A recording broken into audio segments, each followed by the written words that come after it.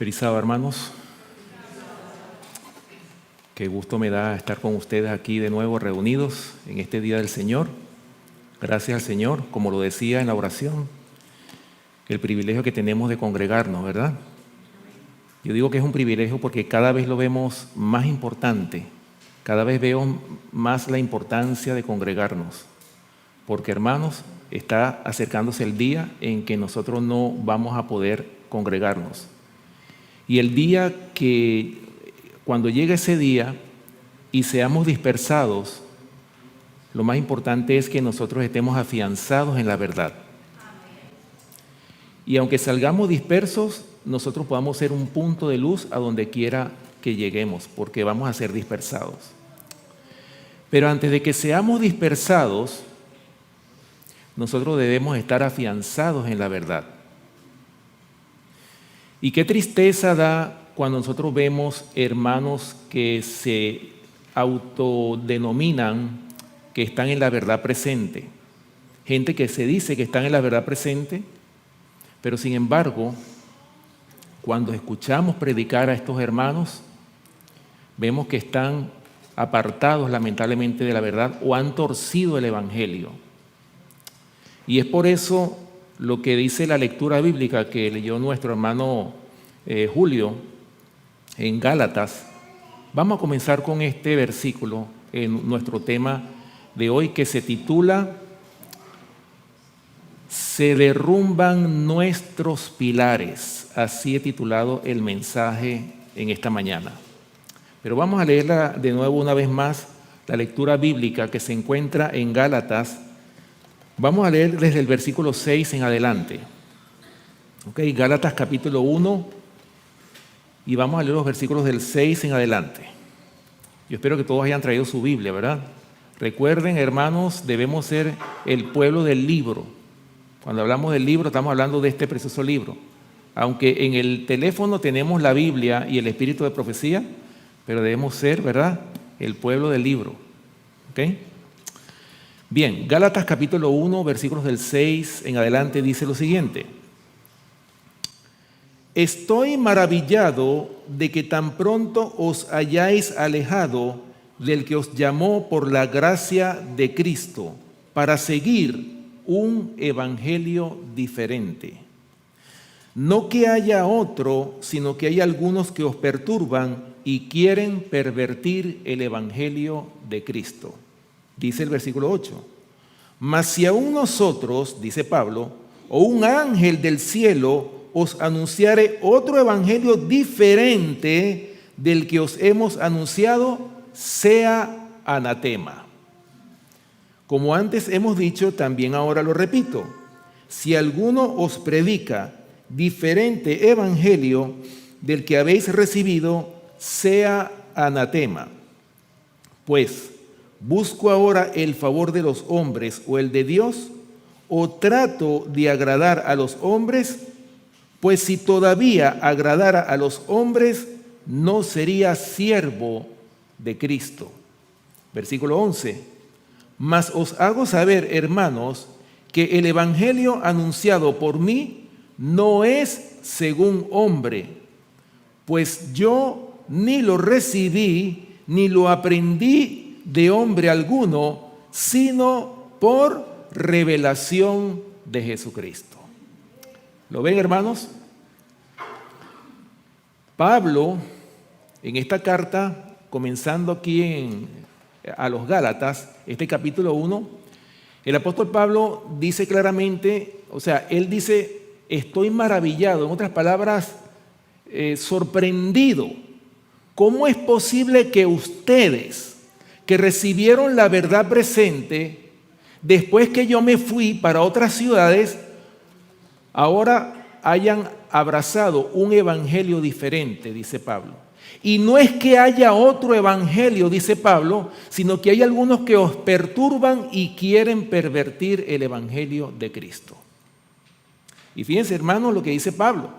O sea, aunque venga un ángel del cielo anunciándoles otro evangelio diferente, ese es un evangelio de perdición.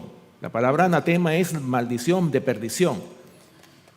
Y lo repite de nuevo el apóstol Pablo en estas palabras. Hermanos, a pesar de que los Gálatas y a pesar de que todos los hermanos de diferentes ciudades que Pablo visitó estaban en la verdad, sin embargo, hubo aquí un peligro. Después que Pablo se va, viene y se introduce un evangelio falso. Un evangelio, hermanos, anatema. Un evangelio de perdición. Y ese es el peligro que corren la mayoría de las iglesias que se llaman de la verdad presente. Por eso, mis hermanos, para que eso no ocurra, la iglesia de Dios, la iglesia que está en la verdad presente, tiene que estar afianzada en la verdad. No solamente los que predicamos, sino cada miembro de la iglesia tiene que estar afianzado en la verdad.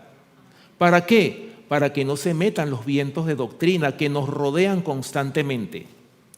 Siempre hay personas, pudieran venir personas que pueden visitarnos trayendo vientos de doctrina, es decir, el error, tratando de meter ese evangelio anatema en nuestras iglesias de la verdad presente. Por eso, mis hermanos, la única forma de que esto no ocurra es estar afianzados en la verdad. Solamente así podemos rechazar todo intento de derribar las columnas de nuestra fe. ¿Ok? Bueno, y fíjense, hermanos, ¿qué pasaba con los Gálatas? Aquí en el capítulo 3, aquí mismo en el libro de Gálatas, Gálatas capítulo 3, versículo 1. Fíjense bien, hermanos, lo que pasaba con los Gálatas. Gálatas capítulo 3, versículo 1. O sea, ellos no estaban afianzados en la verdad. ¿Por qué? Escuchen lo que dice el versículo 1. Oh Gálatas insensatos, ¿cómo eran ellos? O sea, no hicieron preparativos. El pueblo de Galacia. Oh Gálatas insensatos, ¿quién os fascinó para no obedecer a la verdad?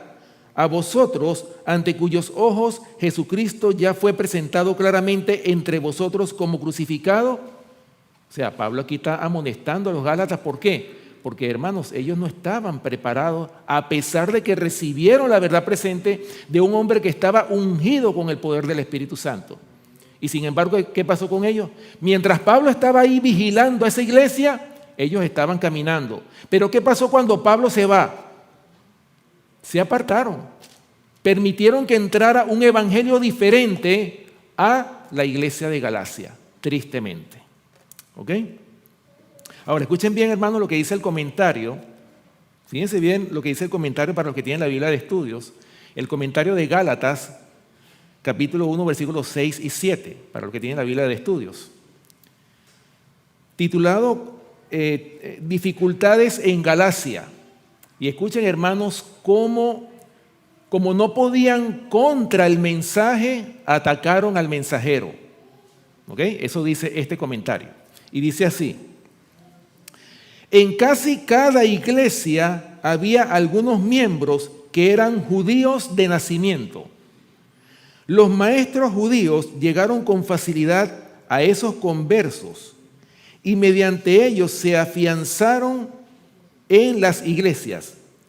Usando argumentos escriturísticos, era imposible refutar las doctrinas enseñadas por Pablo.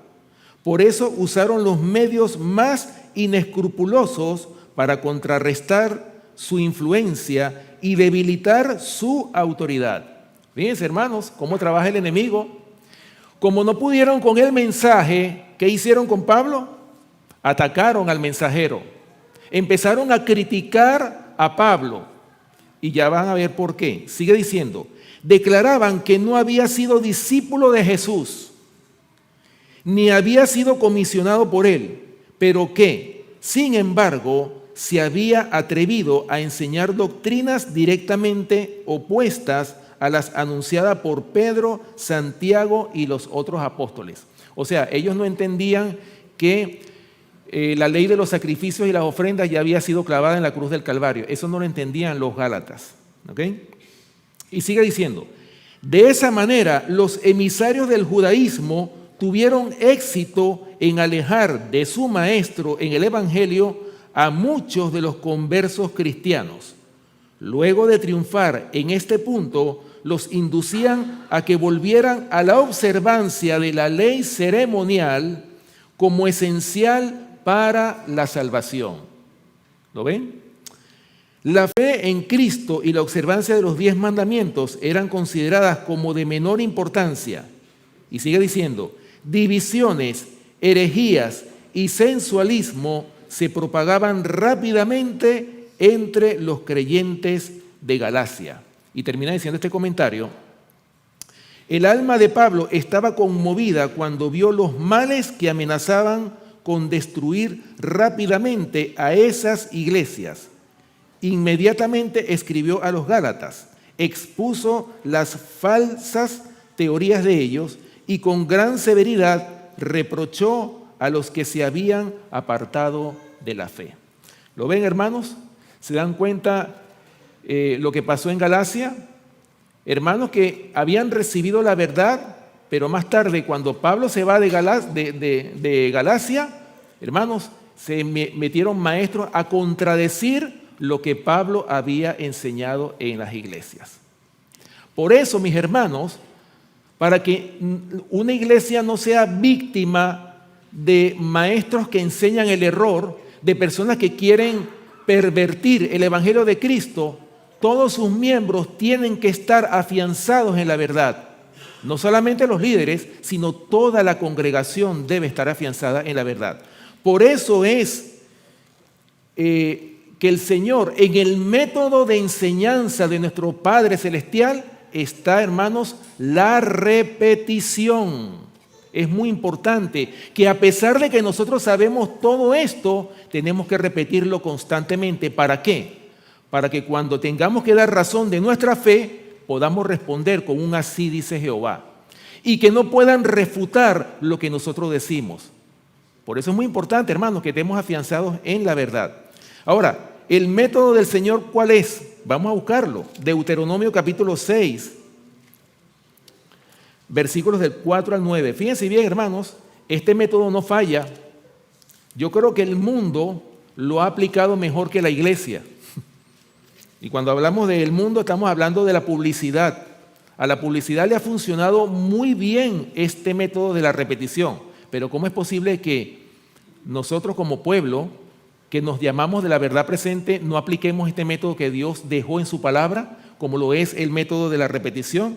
Fíjense, hermanos, Deuteronomio capítulo 6, y vamos a leer los versículos del 4 al 9. Fíjense bien, hermanos, la forma como el Señor quería, como Dios quería que su pueblo fuese educado. Versículos del 4 hasta el 9, dice, de Deuteronomio capítulo 6. Oye Israel, Jehová nuestro Dios, Jehová uno es. Y amarás al Señor tu Dios de todo tu corazón y de toda tu alma y con todas tus fuerzas. Versículo 6. Y estas palabras que yo te mando hoy estarán sobre tu corazón y las repetirás a tus hijos y hablarás de ellas estando en tu casa y andando por el camino y al acostarte y cuando te levantes. Y las atarás como una señal en tu mano y estarán como frontales entre tus ojos. Y las escribirás en los postes de tu casa y en tus puertas. ¿Lo ven? ¿Cómo es el método de enseñanza del Señor? Que constantemente estemos repitiendo la palabra. ¿Para qué? Para que se quede, hermanos, en el corazón, que se quede grabada. Ese es el método que el Señor ha dispuesto para que su pueblo aprenda a estar afianzado en la verdad presente. También el apóstol Pedro, en 2 de Pedro, es un versículo que hemos leído mucho aquí en esta iglesia, ¿verdad?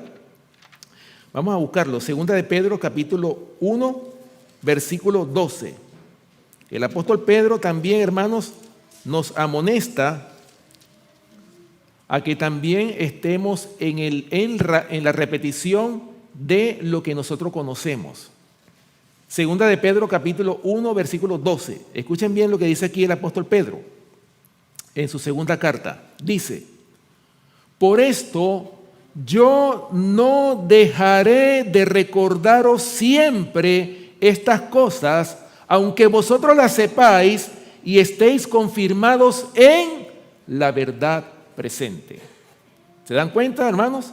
Pedro coincide con lo que dice el libro de Deuteronomio. O sea, el método de la repetición. O sea, yo no voy a dejar de recordaros siempre estas cosas, aunque vosotros las sepáis. Y aunque estéis confirmados en la verdad presente, yo se las voy a seguir repitiendo. ¿Ok? Ese método, hermanos, no falla. ¿Para qué? Para que las columnas de nuestra fe no sean derribadas. Y hablando de las columnas de nuestra fe, hay una cita que yo leí hace mucho tiempo, pero quiero volverla a repetir, hablando del método de la repetición. Y está en este libro de Mensajes Selectos, tomo 1, en la página 238 y 239, para los que están anotando. Hermanos, yo diría que esto que escribió la sierva del Señor es una profecía que ya tiene su cumplimiento hoy por hoy, tristemente, en la iglesia que ella levantó, lamentablemente. Mensajes Selectos, tomo 1, página 238 y 239, dice así, y escuchen bien, hermanos, lo que ella escribió aquí. Dice: el enemigo de las almas, ¿quién? ¿Quién es ese? ¿Quién es ese? Tiene nombre y apellido, ¿verdad? Satanás. El enemigo de las almas ha procurado introducir la suposición de que había de realizarse una gran reforma entre los adventistas del séptimo día, y que esa reforma consistiría en renunciar a las doctrinas que están en pie como las columnas de nuestra fe, y que había de comenzar un proceso de reorganización. Imagínense ustedes en qué consistiría esa reforma que el enemigo estaba sugiriendo: en renunciar nada más y nada menos que a las columnas de nuestra fe. Y sigue diciendo ella: si se efectuara esta reforma, ¿qué resultaría? Los principios de verdad que Dios en su sabiduría ha dado a la iglesia remanente serían descartados. Y escuchen lo que sigue diciendo: sería cambiada nuestra religión. ¿Acaso eso no está pasando hoy día? ¿Acaso no lo estamos viendo? ¿Por qué ustedes creen que nosotros existimos? ¿Será que nosotros existimos porque queremos levantar una iglesia rival a la iglesia adventista nominal? No, porque lamentablemente los pilares han sido derribados y nosotros hemos sido llamados reparadores de portillo, restauradores de calzadas para habitar. Por lo tanto, nosotros existimos por eso, para levantar en alto ¿qué? Las columnas de nuestra fe. Por eso dice aquí: sería cambiada nuestra religión. Los principios fundamentales que han sostenido la obra durante los últimos 50 años serían considerados como error. ¿Se dan cuenta, hermanos? Principios que están en la palabra de Dios, ¿cómo iban a ser considerados? Como error. Dice aquí: se establecería una nueva organización. Y dice aquí: se escribirían libros de una nueva orientación. Y hablando de eso, dentro de la organización se han escrito libros de una nueva orientación. Y la sierva del Señor amonestó sobre eso en el libro Mensajes Selectos, tomo 1, página 65, que dice ella que se debería de tomar en cuenta el tiempo y el lugar de los testimonios para poder entender el mensaje. Pero hay muchos hermanos que han pervertido el evangelio verdadero, lamentablemente. Dice, sigue diciendo: se introduciría un sistema de filosofía intelectual. Los fundadores de ese sistema irían a las ciudades y harían una obra maravillosa.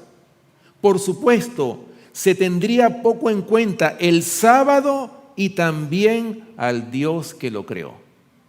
¿Lo ven? No se permitiría que nada se interpusiera en el camino del nuevo movimiento. Los dirigentes enseñarían que la virtud es mejor que el vicio, pero habiendo puesto de lado a Dios, resolverían depender del poder humano que no tiene valor sin Dios. Su fundamento estaría edificado sobre la arena y la tormenta, y la tempestad barrería la estructura. ¿Quién tiene autoridad para comenzar un movimiento tal? Tenemos nuestras Biblias, tenemos nuestra experiencia testificada por la operación milagrosa del Espíritu Santo. Tenemos una verdad que no admite transigencias. ¿No repudiaremos todo lo que no esté en armonía con esta verdad? Ahora escuchen lo que sigue escribiendo ella, cuando ella escribió esto. Vacilé y me demoré en enviar lo que el Espíritu de Dios me impelía a escribir. No quería ser compelida a presentar la influencia desorientadora de esas falsedades. Pero en la providencia de Dios, los errores que han estado entrando debían ser afrontados. ¿Lo ven? Oh, mis hermanos, esto prácticamente es una profecía que hoy por hoy ha tenido su cumplimiento tristemente dentro de la iglesia adventista, una iglesia que fue levantada en unos pilares, ¿verdad?, tan sólidos como para que nosotros no tengamos necesidad de dudar en ningún momento de las verdades que están en la palabra de Dios. Una vez, una reunión del presidente de la Conferencia General de los Adventistas del Séptimo Día con todos los grandes líderes de la iglesia. Y ellos habían dicho que en la iglesia adventista estaban pasando por una crisis teológica. ¿Ustedes se imaginan eso? ¿Cabe la posibilidad de decir que hay crisis teológica? ¿Por qué ellos dicen que hay crisis teológica? Porque ellos mismos han derribado los pilares de nuestra fe. Por eso es que ellos están en crisis, pero el pueblo de la verdad presente nunca debería de estar en una crisis teológica. Porque se supone que nosotros deberíamos estar afianzados en esta verdad que el Señor nos ha dado. Tenemos la Biblia y tenemos el espíritu de profecía. No hay razón para que nosotros dudemos, hermanos. No hay razón.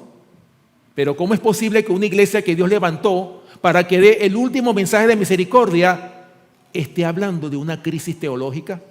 Esa palabra no cabe en nosotros. Todavía si usted dijera en otras religiones diferentes a la nuestra, usted dice, bueno, claro que sí, que hay una crisis teológica. Pero ¿cómo es posible que se hable dentro del adventismo de una crisis teológica? Solamente aquellos que estén apartados de la verdad pueden decir tales palabras de una crisis teológica. ¿Ok? Fíjense, hermanos, por eso dice Mateo capítulo 24. Vamos a Mateo capítulo 24 para que ustedes vean, hermanos, que el Señor también profetizó que iban a haber falsos cristos y falsos profetas. Así lo dice el capítulo 24 del libro de Mateo. Mateo capítulo 24. Vamos a leer los versículos del 3 al 5 primeramente.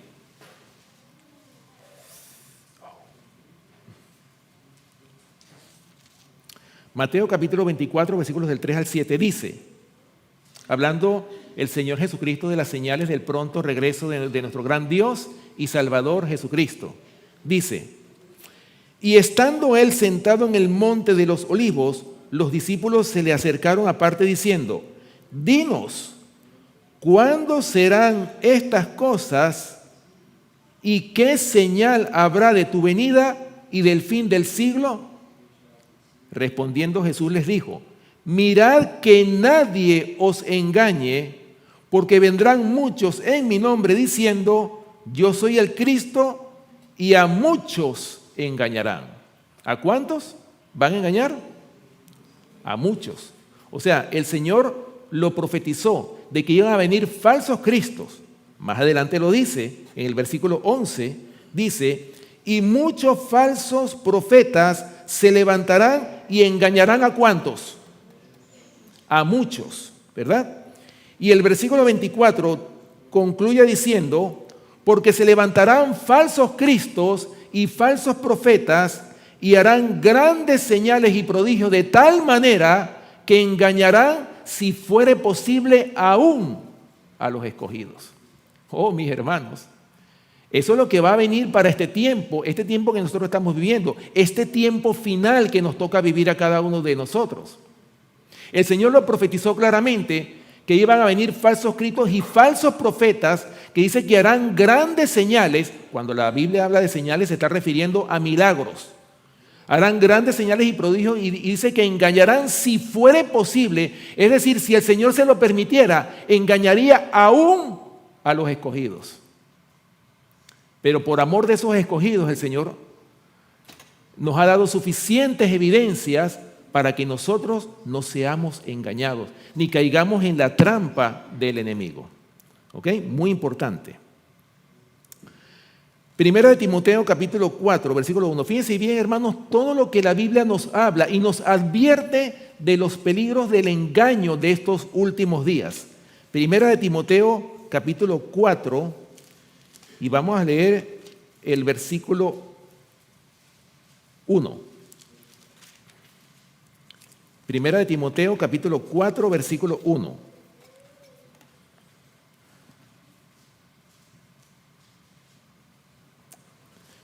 Dice, pero el Espíritu dice claramente que en los postreros tiempos algunos apostatarán de la fe, escuchando a espíritus engañadores y a doctrinas de demonios. Oh, mis hermanos, ¿cuántos no hay? Hermanos que no estudian, no tienen un culto personal con el Señor, no tienen tiempo para estudiar la palabra de Dios en la semana y apenas escuchan por la internet, escuchan a cuanto predicador se les presenta y a veces la gente no tiene discernimiento a ver quién está predicando la verdad o quién está en el error. Yo creo que cuando usted, hermano, ha estudiado lo suficiente o se ha familiarizado con la palabra de Dios, usted está en la capacidad de apenas escucha a un predicador que está en el error, usted se da cuenta, no, esto es doctrina de demonio, esto no me conviene escucharlo. Pero hay algunos que se alimentan y hasta le dicen amén a cuantos predican el error y no se dan cuenta, hermanos, en la trampa en que están cayendo. Por eso es que el pueblo de Dios, muchos del pueblo de Dios están confundidos porque no saben diferenciar entre la verdad y el error. ¿Por qué? Porque no se alimentan, no han tenido una experiencia con el Señor. Acuérdense que en el conflicto de los siglos hay una cita que dice que el tiempo de angustia que nos espera requiere de una experiencia que hoy por hoy no poseemos por nuestra negligencia. ¿Y cuál es esa experiencia, hermanos? Es una experiencia con el Señor. Es una unión con el Señor que nosotros debemos de tener. Es tener ese discernimiento que solamente la Biblia y el espíritu de profecía nos puede dar a cada uno de nosotros. Acuérdense que el Señor nos puede dar entendimiento a cada uno de nosotros. Dice la palabra de Dios que el que tenga falta de sabiduría, pídaselo al Señor, el cual la dará en abundancia. Y la revelación de Jesucristo no solamente fue dada al apóstol Juan allá en la isla de Patmos. Cada uno de nosotros podemos participar y recibir la revelación de Jesucristo si nosotros nos lo proponemos, si nosotros estamos dispuestos a recibir la palabra de Dios. Si amamos el estudio de la palabra, la oración, que es tan importante, nosotros podemos también ser participantes de la revelación de Jesucristo.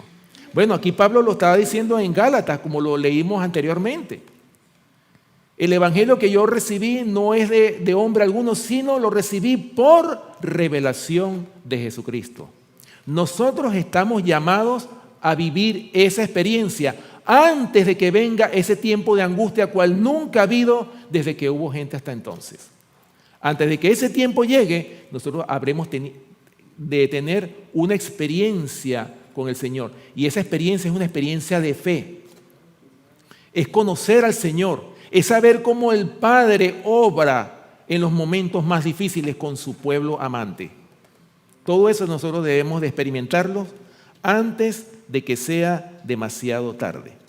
Bueno, pudiéramos mencionar muchos versículos más. Segunda de Tesalonicenses, hablando de ese gran engaño que viene, hermanos, que no se nos olvide. Que no se nos olviden todas estas cosas que hemos estudiado. Segunda de Tesalonicenses capítulo 2, y vamos a leer los versículos del 8 hasta el 12.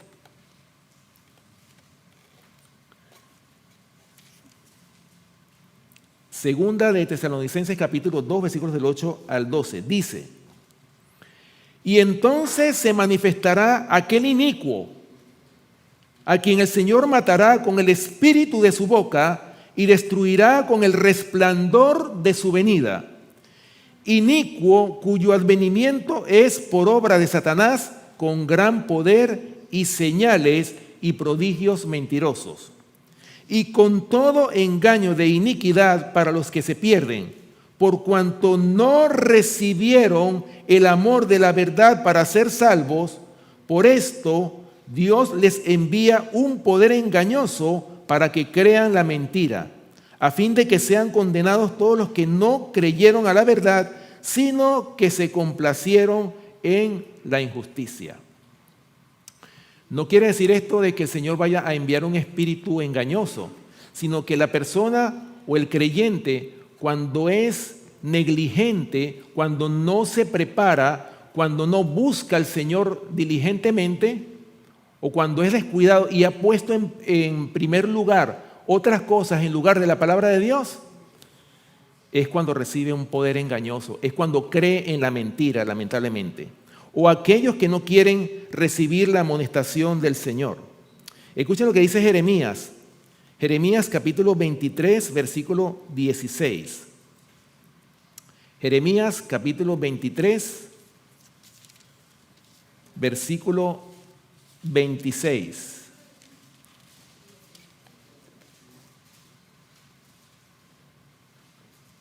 Hablando de la mentira, por supuesto, ¿no? Dice: ¿hasta cuándo estará esto en el corazón de los profetas que profetizan mentira y que profetizan el engaño en su corazón? Imagínense ustedes, ¿no? Profetas que profetizaban mentira. Hermanos, siempre que se ha levantado un profeta de Dios, más atrás viene el falso profeta. Siempre ese ha sido el método del diablo, para contradecir lo que ese hombre de Dios ha predicado o ha enseñado. Ahora, hermanos, hay gente también que se complace en la mentira. Vamos a buscarlo para que ustedes vean lo que dice Isaías, el libro de Isaías capítulo 30, versículos 9 y 10. Especialmente aquellas personas que no quieren escuchar la verdad, sino que quieren seguir en sus pecados. Aquellos que viven en tinieblas, que prefieren las tinieblas antes que la luz. Isaías capítulo 30, versículos 9 y 10.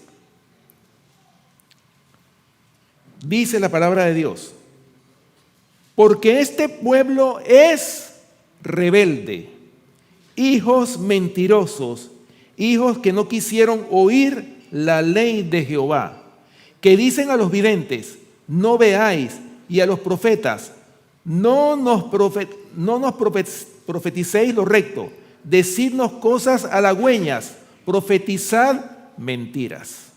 ¿Lo ven? ¿Se dan cuenta, hermanos, la condición del profeso pueblo de Dios o de algunos? Por supuesto no es de todos, porque acuérdense, hermanos, que en cada iglesia tenemos nosotros, se caracteriza porque está el trigo junto con la cizaña. Y al final va a haber una siega, va a haber una separación. Y esa separación, hermanos, la va a causar el mensaje final de Dios, antes de que Cristo venga. ¿Ok? Muy importante.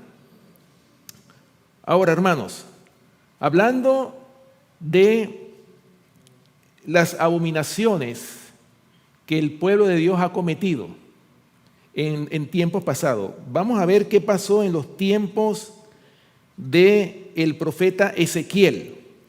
En la visión que vio el profeta Ezequiel cuando le fue mostrado el santuario. ¿Qué estaba ocurriendo dentro del santuario? Vamos a buscarlo en Ezequiel capítulo 8. Ezequiel capítulo 8 y vamos a leer los versículos, ya les digo.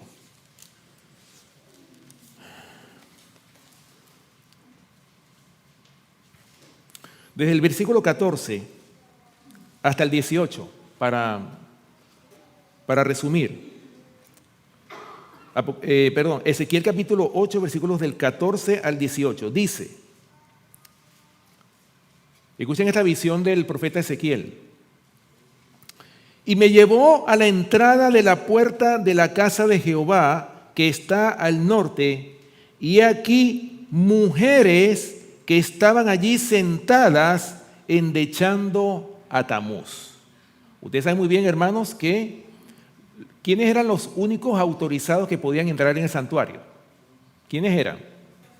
Los sacerdotes, ¿verdad? Y eran de la tribu de Leví. Eran los únicos autorizados a estar en el santuario, o sea, hombres solamente, porque así lo mandó el Señor. Pero ¿qué fue lo que vio el profeta Ezequiel?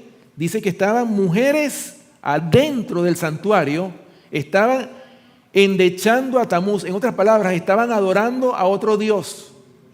¿Ok? Versículo 15. Luego me dijo, ¿no ves, hijo de hombre? Vuélvete aún y verás abominaciones mayores que estas.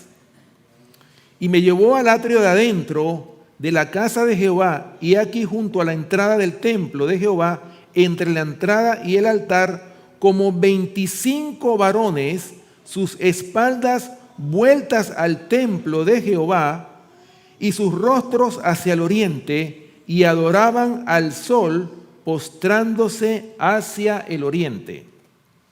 Y me dijo, ¿no has visto, hijo de hombre? ¿Es cosa liviana para la casa de Judá hacer las abominaciones que se hacen aquí?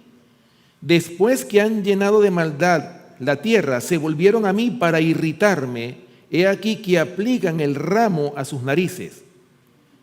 Pues también yo procederé con furor, no perdonará mi ojo, ni tendré misericordia, y gritarán a mis oídos con gran voz, y no los oiré.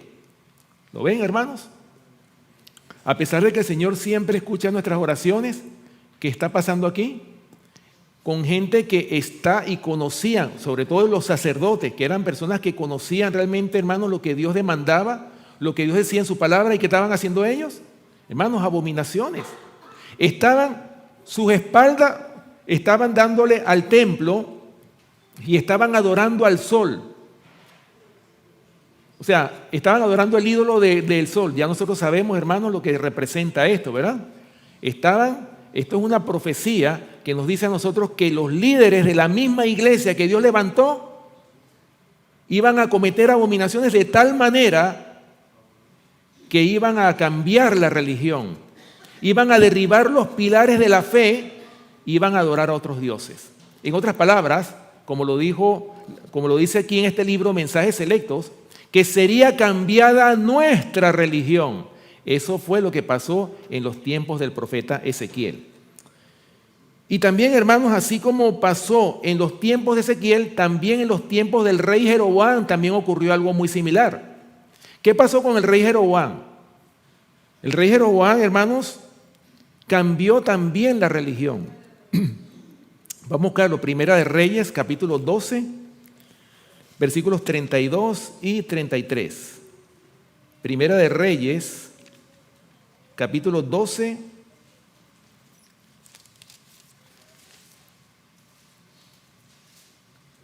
versículos 32 y 33.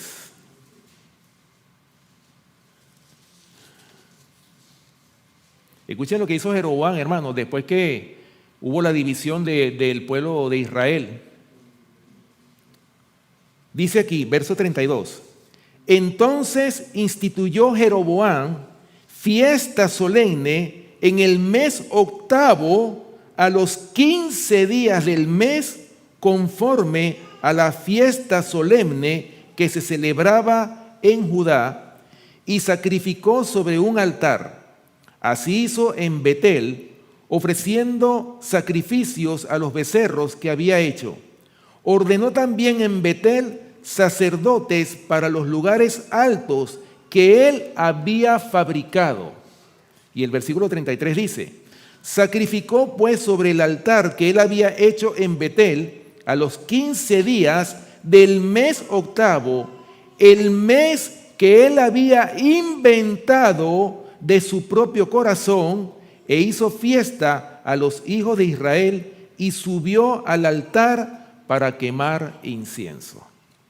Hermanos, Jeroboam cambió la religión, porque ¿qué enseñaba en ese tiempo? O sea, ¿cuándo se celebraba el día de la expiación?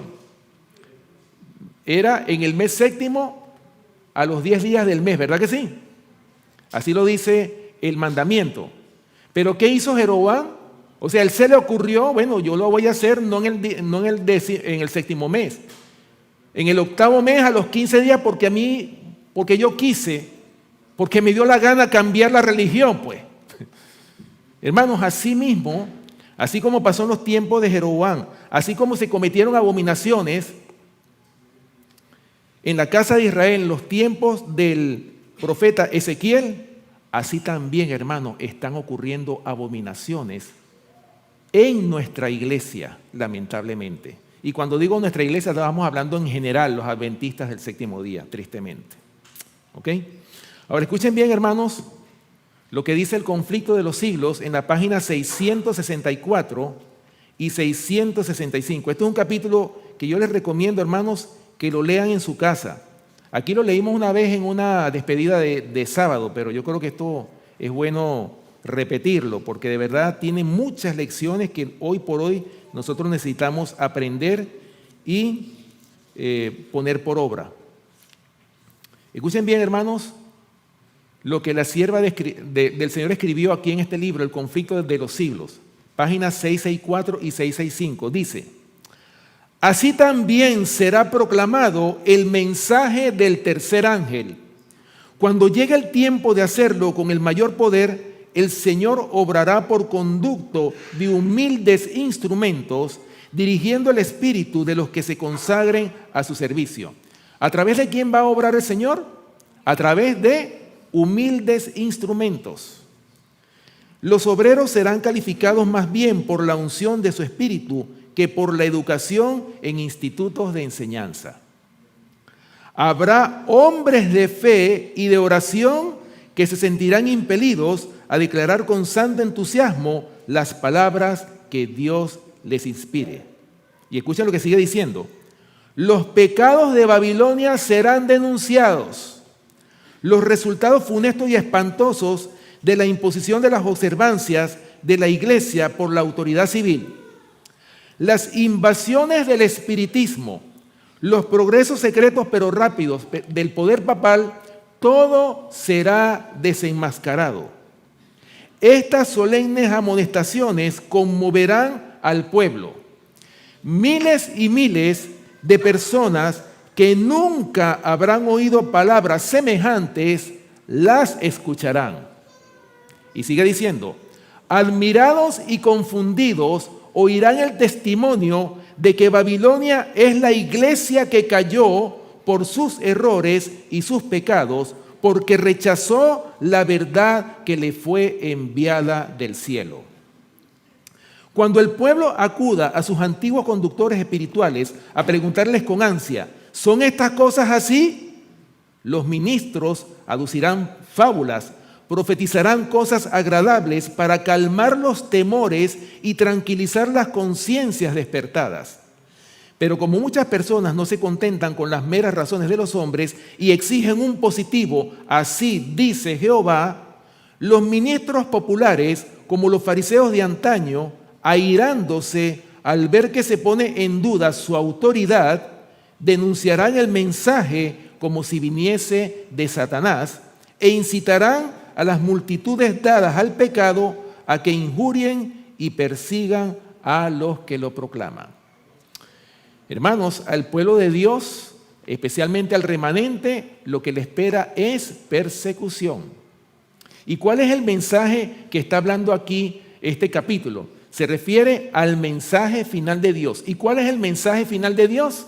El mensaje de los 3 ángeles que Dios le ha confiado a la iglesia adventista del séptimo día. Y les voy a decir algo. Este mensaje es un mensaje muy fuerte.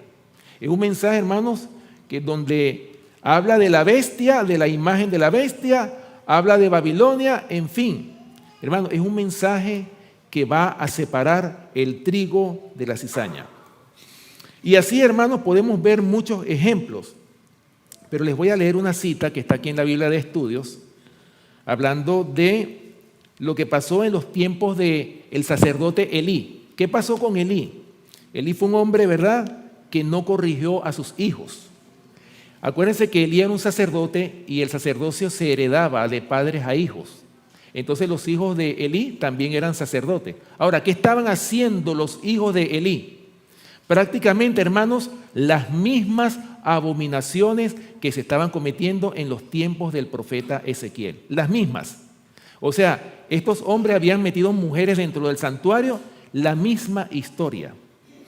Y ante tantas abominaciones, escuchen bien lo que dice este comentario, perdón, para los que tienen la Biblia de Estudios, 1 Samuel capítulo 2, versículo 17, el comentario que se titula: los pecados de los sacerdotes hicieron que algunos ofrecieran sus propios sacrificios.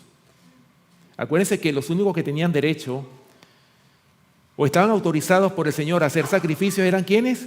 La tribu de Leví, ¿verdad que sí? Eran los únicos.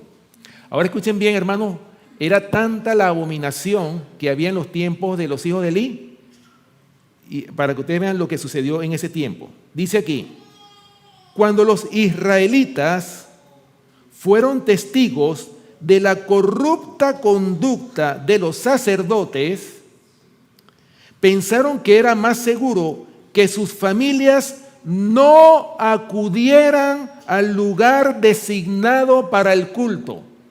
¿Qué fue lo que decidieron ellos? ¿Que era mejor para sus familias? No asistir a ese lugar de culto.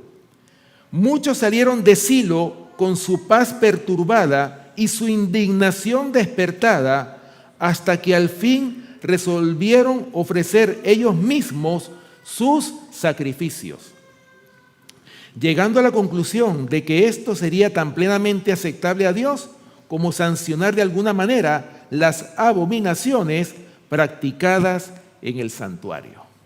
¿Lo ven?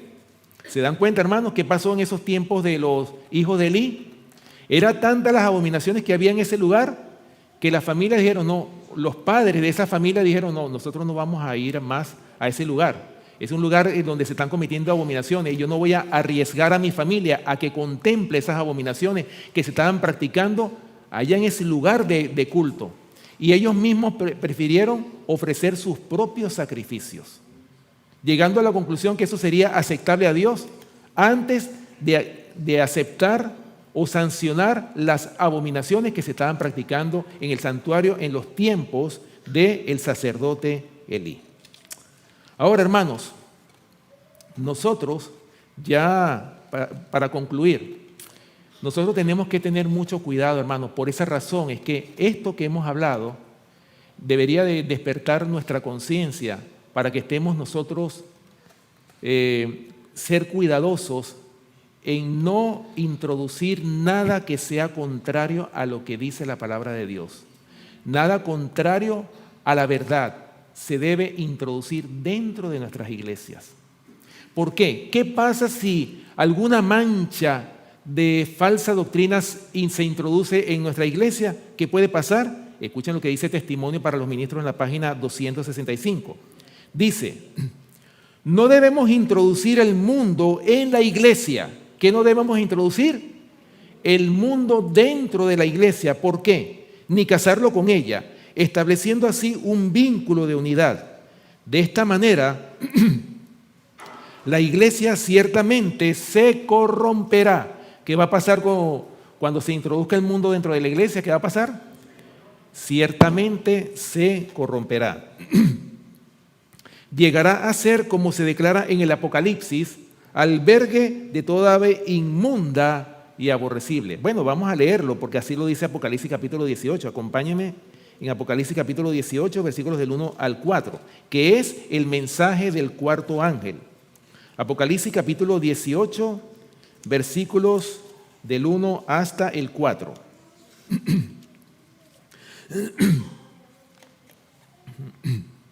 Dice, después de esto vi a otro ángel descender del cielo con gran poder, y la tierra fue alumbrada con su gloria. Y clamó con voz potente diciendo, ha caído la gran Babilonia, y se ha hecho habitación de demonios y guarida de todo espíritu inmundo y albergue de toda ave inmunda y aborrecible. Versículo 3. Porque todas las naciones han bebido del vino del furor de su fornicación, y los reyes de la tierra han fornicado con ella, y los mercaderes de la tierra se han enriquecido de la potencia de sus deleites. Y termina diciendo el versículo 4. Y oí otra voz del cielo que decía, salid de ella, pueblo mío, para que no seáis partícipes de sus pecados, ni recibáis parte de sus plagas. ¿Lo ven? ¿Qué va a pasar en el futuro, hermanos, cuando todas las iglesias se unan en puntos comunes de doctrina? Cuando las iglesias se corrompan. Acuérdense, hermanos, que va a surgir una religión universal, y ya de hecho ya eso empezó. Y esa religión universal va a ser una sola religión, y no crean que es en la verdad, va a ser basada en puntos comunes de falsa doctrina. Por eso es que, hermanos, el pueblo de Dios va a pasar por una dura prueba. Y por esa razón es que nosotros debemos estar afianzados en la verdad, porque recuerden, el sellamiento, aparte de que simboliza o significa el sábado, también representa un afianzamiento en la verdad. ¿Ok? Ahora, dicho esto, hermanos, hay una cita, porque no crean ustedes que por el hecho de que estemos en la verdad no corremos peligro. Claro que corremos peligro. Y escuchen lo que dice esta cita. Corremos el peligro de llegar a ser una hermana de la caída Babilonia. ¿Qué dijo ella? Que corremos el peligro de llegar a ser una hermana de la caída Babilonia y permitir que nuestras iglesias se corrompan, se llenen de todo espíritu inmundo y alberguen a toda ave inmunda y aborrecible. O sea, no estamos exentos de que nosotros nos convirtamos, como lo dice Apocalipsis capítulo 2, verso 9 y Apocalipsis capítulo 3, versículo 9, que dicen que nos podemos convertir en una sinagoga de Satanás si nosotros permitimos que el mundo entre dentro de la iglesia. Y por esa razón, hermanos, que nosotros tenemos que ser vigilantes. Nosotros no podemos permitir o no nos podemos parecer al mundo. Tenemos que ser muy diferentes. Debemos ser un pueblo que se diferencie realmente del mundo. No podemos permitir que la iglesia se case con el mundo, porque ¿cuál es el resultado? El resultado es la corrupción de la iglesia. Ese es el resultado. Por eso, mis hermanos, en esta mañana el Señor nos está haciendo un llamado. ¿Cuál es el llamado que el Señor nos está haciendo? Segunda de Corintios, capítulo 13, versículo 5. Y con esto termino. Segunda de Corintios, capítulo 13, versículo 5. Este es el llamado que el Señor nos está haciendo en esta mañana. Segunda de Corintios, capítulo 13, versículo 5. Dice, examinaos a vosotros mismos si estáis en la fe. Segunda de Corintios capítulo 13, versículo 5. Vuelvo y leo. Dice, examinaos a vosotros mismos si estáis en la fe. Probaos a vosotros mismos. ¿O no conocéis a vosotros mismos que Jesucristo está en vosotros a menos que estéis reprobados? ¿Cuál es el llamado que el Señor nos está haciendo en esta mañana, mis queridos hermanos? Que nos examinemos. Si estamos en esta fe, en esta verdad presente, tenemos que examinarnos, tenemos que probar las doctrinas que nosotros conocemos y no permitir, hermanos, que las columnas de nuestra fe sean derribadas, porque eso es lo que está pasando. El Señor nos ha levantado como iglesia independiente, una iglesia de verdad presente. ¿Para qué? Para defender la verdad que ha sido pisoteada por la iglesia nominal, lamentablemente. El Señor quiere que tú y yo, mi querido hermano, estemos afianzados en esta verdad, para que cuando venga el tiempo de la prueba, nosotros podamos decir: he aquí, este es nuestro Dios, le hemos esperado y Él nos salvará. Que el Señor les bendiga, mis queridos hermanos. Vamos a terminar entonces con una oración.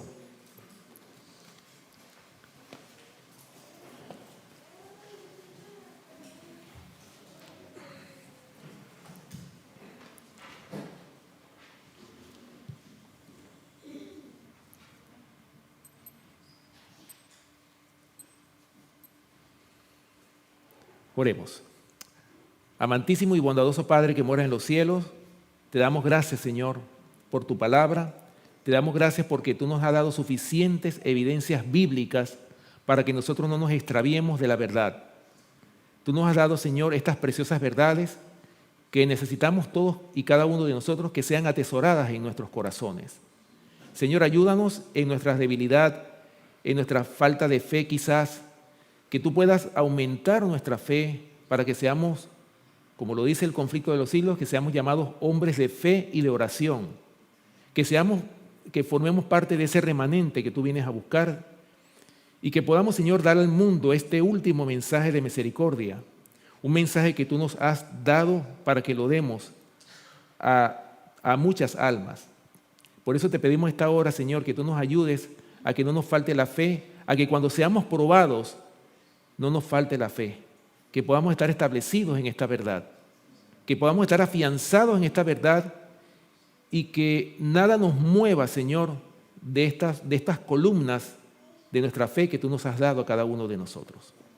Te pedimos esta hora, Señor, una bendición especial por cada familia aquí representada, por cada hermano, por cada visita y también por los que nos siguen a través de las redes sociales, Señor, que tú puedas bendecir a tu pueblo en todo lo ancho y lo largo de este mundo.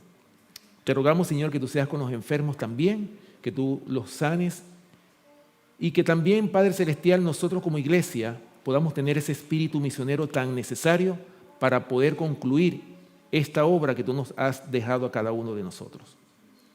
Señor, gracias por tu palabra, gracias por la Biblia y por el espíritu de profecía, Señor, y que estas verdades que tú nos has dado puedan ser atesoradas en cada uno de nuestros corazones. En esta hora te pedimos, Señor, una bendición por los alimentos que hemos de compartir a continuación y ayúdanos, Señor, a que en este día no hablemos nuestras palabras, que no profanemos tu santo sábado, sino que podamos, Señor, que nuestras mentes se puedan colocar en el santuario celestial, lugar santísimo, que podamos tener una verdadera comunión contigo, Señor, y que podamos ser grandemente bendecidos por tu palabra. Gracias, Señor, por tus bendiciones. Gracias por tu preciosa palabra, porque todo esto te lo pedimos y te lo rogamos, dándote las gracias en el nombre y por los méritos de nuestro amante Salvador, Cristo Jesús. Amén. Que el Señor les bendiga.